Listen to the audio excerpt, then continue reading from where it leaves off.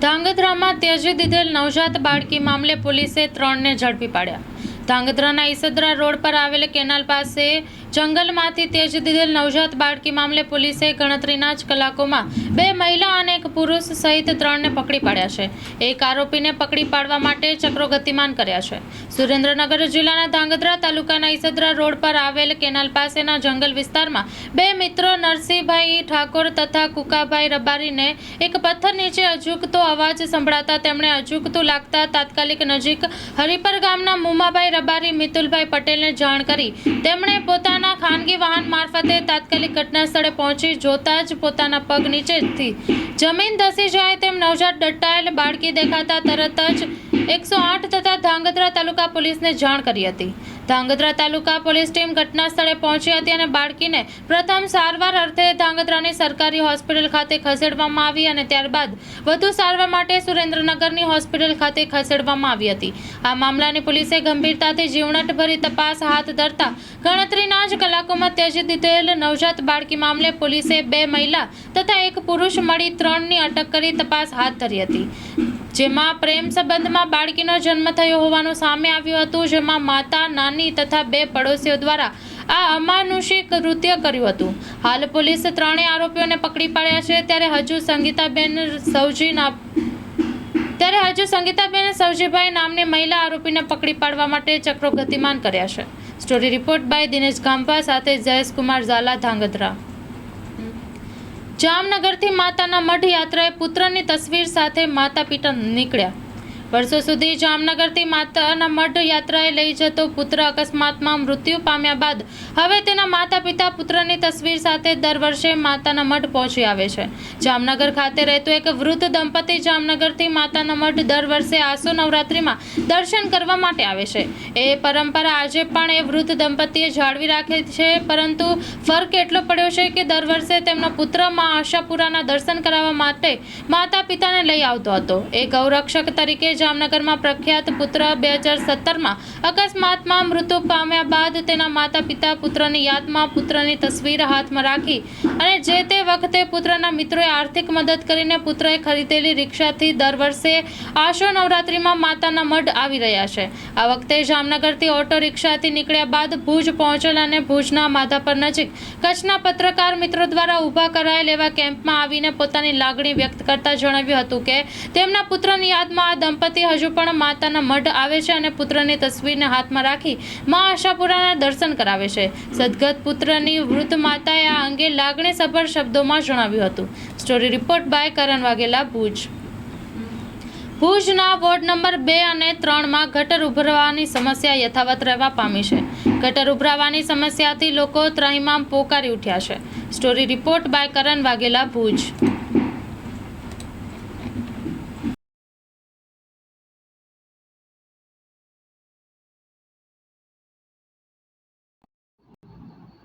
હા ધાલભાઈ, એ રીતે વાત કરી તો તમારા વિસ્તારના લોકો આજે નગરપાલિકામાં રજૂઆત કરવા માટે આવવાના હતા। જે મોરચો એ લોકો રજૂઆત કરવા માટે આવવાના હતા।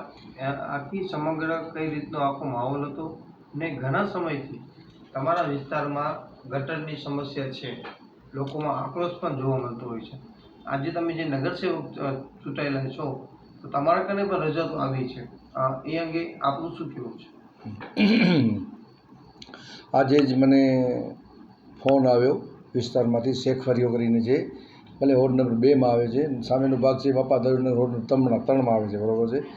એવી જ રીતે બધા ભેગા થઈ ને કે નગરપાલિકામાં અમે ઘેરાવ કરીએ। મેં ભાઈ તો ઘેરાવ કરવાથી શું ફાયદો થયો? તમને પ્રોબ્લેમ શું છે? હું પોતે આવું છું ક્યાં, બરાબર ને? હું ત્યાં સ્થાનિક જઈને ગયો, રાજુ મહેશ્વરી છે, પછી નરેશભાઈ છે, ત્યાં વિસ્તારના આગેવાનો હતા, જેન્ટ્સ લેડીઝો જેન્ટ્સ બધી હતી ત્યાં। તો એ લોકોને ત્યાં મેં જોયું કે ખરેખર બહુ તકલીફ હતી એ લોકોને। શું કરવા કે આપ જોઈ રહ્યા છો ગટરની હમણાં સમસ્યા ભુજને બહુ સતાવી રહી છે, બરાબર છે ને? વોર્ડ નંબર 2માં અને 3માં તકલીફ એટલા માટે છે કે આખો વિસ્તાર એ નીચાનો વિસ્તાર છે। મેઇન લાઈનો આખા ભુજની ત્યાં આવે છે, રાજાશાહીની વખતથી મેઇન લાઈનો આવે છે। લાઈનું દાદુપી રોડ પર 2 વાર બેસી ગઈ, ભૂતેશ્વરમાં 2 વાર બેસી ગઈ, પછી લાઈનો બેસી જાય એટલે પાણી બ્રેક થાય ને પછી એ બધું જે મેઇન લાઈનનું પાણી જાય છે મેઇન લાઈનમાં, જ્યાં રેલવે બ્રિજ પાસે ત્યાં પણ લાઈન બેસેલી છે અને ત્યાં પણ કામ ચાલુ છે। હવે આપ સમજી શકો છો કે આખા ભુજનું પાણી જ્યાં આવતો હોય તો કામને થોડું ટાઈમ તો લાગે જ, બરાબર છે. તે દરમિયાન લાઈનો બંધ થઈ ગયો છે તો એનું પરિણામ શું આવે છે, જે નીચેના વિસ્તાર છે, શેખ ફરિયો છે, બાપાદાયો નગર છે, ચાકીવાડી છે, ભૂતેસર છે, સિતારા ચોક છે, એ બધી જગ્યાએ પાણી બેક મારે છે. બેક મારે છે એટલે ઘરોમાં પાણી જાય છે. કામગીરી ચાલુ છે, બરાબર છે, લાઈનો બદલાવાનું કામ ચાલુ છે, પણ એક સાંધી અને તેર તૂટે છે એવી પરિસ્થિતિ ઊભી થઈ ગઈ છે. હવે આખા સમસ્યા આખા ભુજની છે, ગટરની, બરાબર છે. હવે એ લોકોએ મોરચો લઈને આવ્યા હતા ત્યાં મને કે નગરપાલિકામાં, ભાઈ નગરપાલિકામાં હાલ શું થશે, એના કરતાં તમે કહેતા હો તો અમારા પ્રમુખ સાહેબ છે, અમારા ચેરમેન સાહેબ છે, એ તમારા પાસે બધા આવી જશે ત્યાં, બરાબર ને. તમને જે તકલીફ છે એનો રસ્તો કરીએ આપણે, બરાબર છે. બાકી તમે કહેશો કે રાત્રે બધું લાઈનો બદલી જાય એ શક્ય નથી. મેઇન લાઈન ખુલ્લી થશે એટલે ઓટોમેટિક પાણી ઉતરી જશે, બરાબર છે. હમણાં જોયો ત્યાં બહુ પરિસ્થિતિ ખરાબ હતી, બહુ જ પરિસ્થિતિ ખરાબ હતી. આપણે એમ લાગો કે બીમારી ન થાય એના અનુસંધાનની. એટલે મેં તરત જ અમારા પ્રમુખ સાહેબને ફોન લગાડ્યો, ચેરમેન સાહેબને ફોન લગાડ્યો. ચેરમેન સાહેબે તરત ડિપાર્ટમેન્ટના જે વિભાગ આવતા હતા એ લોકોને ફોન લગાડ્યો. આખી ટીમ ત્યાં આવી ગઈ શેખ ફરિયામાં, દાદુબી રોડ ઉપર, બરાબર છે. ઘણા સમયથી ગટરના પાણી આવે છે. સ્વાભાવિક છે, લાઈનો આપણે તોડીએ તો ગટરની લાઈન તૂટે એમાં પાણી લાઈન તૂટી જાય, કોઈક ને કોઈક ગટરની લાઈન મિક્સ થઈ જાય, એટલે એ પણ ફોલ્ટ ગોઠવું અઘરું છે. છેલ્લા ઘણા સમયથી ગટરના પાણી આવે છે, પણ સારું છે, કુદરતની મહેરબાની છે, આપણે કોઈ બીમારી ફાટી નથી નીકળતી. એટલે આજની તારીખમાં ઓછામાં ઓછો 2 કલાક બેન ત્યાં વિસ્તારમાં હાજર રહ્યા. તાત્કાલિક વોટર સપ્લાયવાળાને બોલાવ્યો, ડ્રેનેજવાળાને બોલાવ્યો, એનો જે રસ્તો છે એ રસ્તા માટે જીસીબી મોકલાવ્યો. હવે આપણે થોડી ભરતી કરી દઈશું. લાઈન કદાચ ચાલુ થઈ જાય, ગટરનો ફોલ્ટ ચાલુ, પાણી પુરવઠારો આવી ગયા, એ લોકો પણ ચેક કરે છે ક્યાં ગટરનું પાણી આવે છે, લીક થઈ જશે. પણ આપ સમજી શકો છો કે હમણાં પરિસ્થિતિ ખરાબ છે એ છે, બરાબર છે. કેમ કે 25 વર્ષ પહેલાં જે લાઈનો પડેલી હતી એ જ લાઈનો હાજર હતી. ને આપ સમજો 25 વર્ષ પહેલે કેટલી વસ્તી હતી ને અત્યારે કેટલી વસ્તી વધી ગઈ છે. ભાનુશાલી નગરનું, હોસ્પિટલ રોડનું, ન્યૂ સ્ટેશન રોડનું બધું પાણી ત્યાં આવે છે, એ સીમતળની લાઈન છે. પછી દરબાગઢનું હોય કે શરાબ બજારનું હોય કે આખા ભુજનું પાણી એ પણ ત્યાં આવે છે, બરાબર છે. હવે 2 લાઈનો ભેગી થાય છે, પ્રેશર આવે છે, નીચાના વિસ્તાર છે, પાણી બેક મારે છે, બરાબર છે. કામગીરી ચાલુ છે. ને જો મેઇન લાઈન થઈ જશે, 10-15 દિવસનું કીધું છે ઓલા નેશનલ હાઈવેવાળાએ, તો આખો બાયપાસ લાઈન થઈ જશે. ને ભવિષ્યમાં આવતા વર્ષારામાં તકલીફ નહીં થાય. બીજો અમૃત 2નું જે ભાગ આવેલું છે, બરાબર છે, હમણાં બધી લાઈનો બરફ હાલે છે. એટલે મારી ચેરમેન, પ્રમુખ બધા જોડે વાત થઈ છે, તો આ નાની જે લાઈનો છે અમૃત 2ના ભાગમાં ટેન્ડર થશે ટૂંક સમયમાં. એના માટે જે મોટી લાઈનો છે બાયપાસ એ મોટી નખાવી છે, એ પણ 4-6 મહિનામાં આનું કામ આવી જશે. પણ મીનકેસ આવતા વરસાદમાં ગટરની ભુજની જે સમસ્યા છે એ સમસ્યા નીકળી જશે. ઝાલાભાઈ, આ સમસ્યાને આજે લોકો પણ પરેશાન છે. આજે આપ આ વિસ્તારમાં ચૂંટાયેલા નગરસેવક છો, તો તમને પણ રજૂઆતો ઘણી આવતી હશે, તો એના માટે કંઈક પ્રયત્ન એવા કરો કે આ લોકોને આજીવન કાંઈ સુખ મળી શકે. હા, આના માટે આખું મેં કીધું તમને આયોજન કર્યું છે કે શેખ ફરિયામાં છે ને, આખા શેખ ફરિયામાં એ નાની પાઇપ નાખેલા છે ચીનીના. અમૃત 2માં આપણે એ નખાવી દીધા છે, બધા સિમેન્ટના મોટા પાઇપ નખાવ્યા છે. એનો રસ્તો એ છે કે મોટા પાઇપ આવી જાય, મેઇન લાઈનો મોટી લાઈનો ચેન્જ થઈ જાય, પાણીનો ભરાવો ન થાય. પાણી ગટરની સમસ્યા કેવી છે, પાણી બ્રેક થાય તો પાણી બેક મારે, પછી જ્યાં નીચાના વિસ્તાર હોય ત્યાં પાણી પથરાય, બરાબર છે.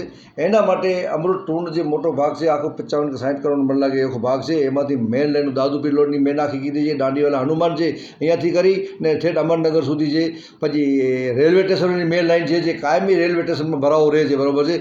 એના માટે પણ આયોજન કર્યું છે કે આખી મેન લાઈન છે બાયપાસ થઈ જાય, અંજલીનગર થઈ ગઈ, લખોડ થઈ ગઈ, મેન લાઈન આપણો પ્લાન છે ત્યાં પહોંચી જાય. ને હમણાં જે આખો વિભાજનમાં દાદુપીર રોડ પર પાણી આવે છે રેલવે સ્ટેશનમાં, એ તાત્કાલિક 80 કે 90 લાખ રૂપિયાનું કામ ચાલુ થઈ ગયું છે. એ પાણી ડિવાઈડ થઈ જશે, સરપંચ નાકાનું બધી જગ્યાએ રેલવે સ્ટેશન પાણી આવતું હતું, એ પાણી હવે ડાયરેક્ટ મહિલા આશ્રમ થઈ મેઇનલેન્ડ થઈ જાય. એ તો કામ ચાલુ છે, પણ એ આપ સમજી શકો છો મોટો કામ છે ને મોટો કામમાં થોડું ટાઈમ તો લાગે છે.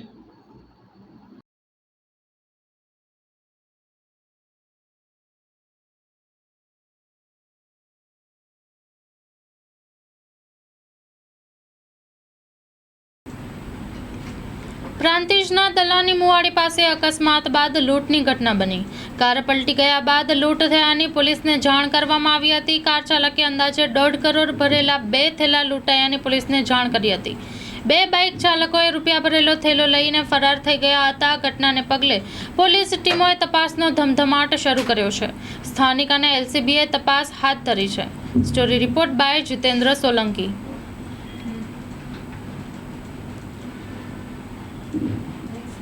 અમરેલી રાજુલા જાદરાબાદ વિસ્તારમાં સિંહોની અવરજવર વધી. ભાવનગર સોમનાથ નેશનલ હાઈવે પર 2 સિંહો ફરી આવ્યા હતા. કાગવદર ગામ નજીક સિંહોને જોઈ બસ સહિત વાહન ચાલકો ઊભા રહ્યા હતા. રાજુલાના કોટડી ગામે સિંહો આવતા સીસીટીવીમાં કેમેરામાં કેદ થયા હતા. બંને વિડીયો સોશિયલ મીડિયામાં વાયરલ થઈ રહ્યા છે. દિવસે ને દિવસે સિંહ હાઈવે ઉપર આવતા હોવાના સોશિયલ મીડિયામાં વિડીયોઝ વાયરલ થઈ રહ્યા છે. Story report by Yogesh Kanabar, Rajula. Dhanera police station વિસ્તારમાંથી વરલી મટકા જુગાર રમતા ઝડપાયા.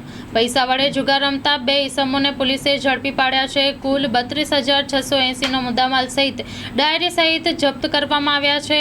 ધાનેરા પોલીસે મુખ્ય આરોપી ઇરશાદ વિરુદ્ધ પણ ગુનો દાખલ કર્યો છે. સ્ટોરી રિપોર્ટ બાય જોરા સોલંકી, બનાસકાંઠા, ધાનેરા.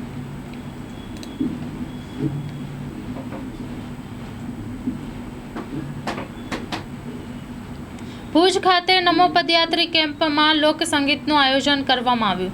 ભુજ ખાતે નમો પદયાત્રી કેમ્પમાં પદયાત્રીઓ માટે વિવિધ સુવિધાઓ અને કાર્યક્રમનું આયોજન કરવામાં આવેલ છે, જે અંતર્ગત લોકસંગીતનું આયોજન કરવામાં આવ્યું હતું. Story report by Karan Vaghela, Bhuj.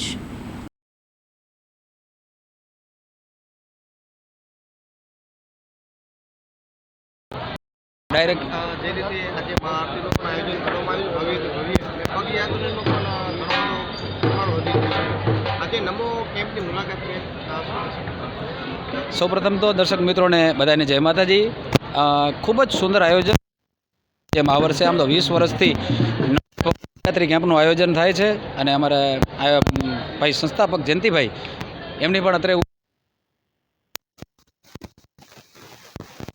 પદયાત્રીઓ માટે બધી જ સુવિધાઓ અને એમાંય થાકલો ઉતરી જાય એવા લોકસંગીતના રોજ સાંજે કાર્યક્રમો કરે. એટલે બહુ તો મોટી વસ્તુની વાત એ છે કે માણસો 500-1000 કિલોમીટરથી હાલીને પદયાત્રી સાયકલ યાત્રાથી આવતા હોય, પણ આ લોકસંગીતની એટલી તાકાત છે કે એ કલાક સાંભળી જાય તો એનો થાકલો ઉતરી જતો. એટલે ખૂબ ધન્યવાદ જયંતિભાઈનો કે આવું આયોજન કરે છે. ને અમે અમારા તરફથી પણ ગમે ત્યારે બોલાવે ત્યારે અમે ગમે ત્યારે આવી સેવા કરવા માટે હાજર હશું. મારી સાથે સોનલબેન અને અગાઉ પણ કલાકારો, ગુજરાતના સુપ્રસિદ્ધ કલાકારો અહીંયા લાભ આપ્યો છે. અને અમે વર્ષો સુધી જ્યારે જયંતિભાઈ યાદ કરે ત્યારે અમે જરૂર અહીંયાથી આવશું. અને ખૂબ રાજીપો છે કે લોકોની સેવા નિસ્વાર્થ ભાવે કરે છે અત્યારના જમાનામાં.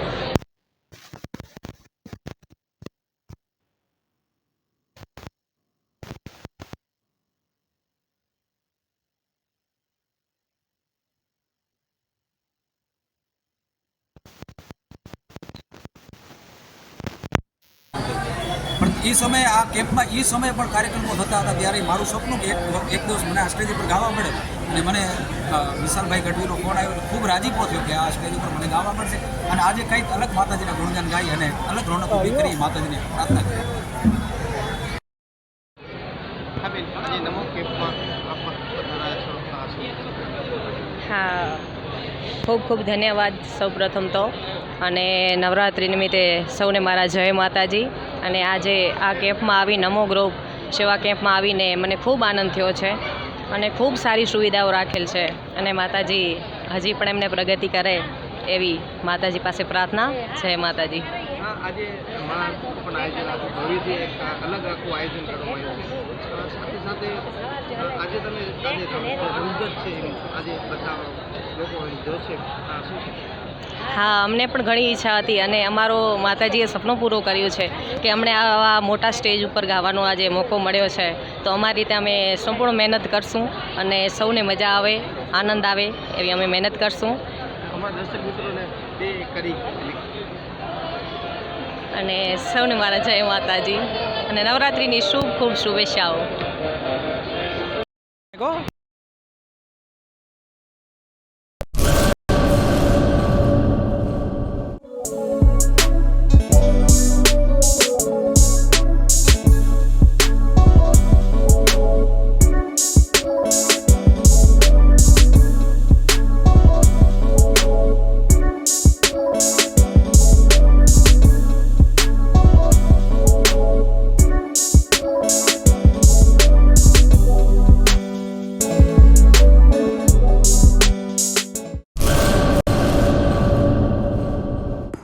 હેલો નખત્રાણા, તો કેમ છો બધા? તો હવે ફૂડ મહોલ્લા આવી ગયો છે નખત્રાણામાં. શું તમને ખબર છે ઓલ ઓવર ઇન્ડિયામાં પણ ફૂડ મહોલ્લાની ઘણી જ બધી બ્રાન્ચો આવેલી છે. અને હા, આપણા કચ્છમાં પણ ભુજ, ગાંધીધામ, માધાપર અને નખત્રાણામાં પણ આવેલી છે.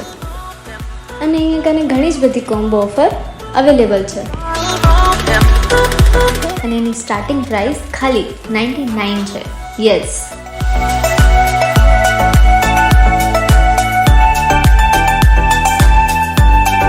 તો રાહ શેની જોવો છો? જલ્દીથી જાઓ અને જલ્દી કોમ્બો ઓફરનો લાભ લો. તો તમે પણ અહીંયા કને એક વખત જરૂર વિઝિટ કરજો.